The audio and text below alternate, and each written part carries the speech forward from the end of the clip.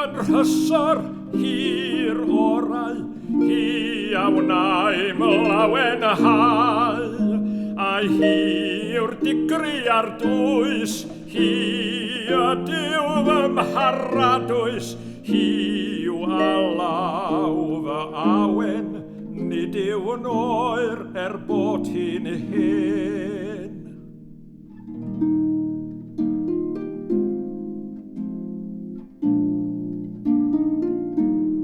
Mi aroes iddi groeso a hithau'r un yn eithro, hi yw'r heilwen uwch ben y byd o helynt, hi yw mylid, fe'i hiliais ar fy aelwyd, hi yw y maeth sy'n fy mwyd.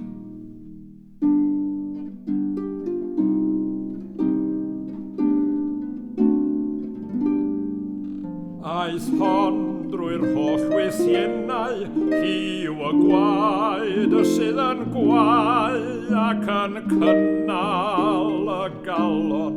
Mae rhyw ias yn mynd drwy'm ron, oherwydd bod grym geiriau y nasion dwylo ni'n dau.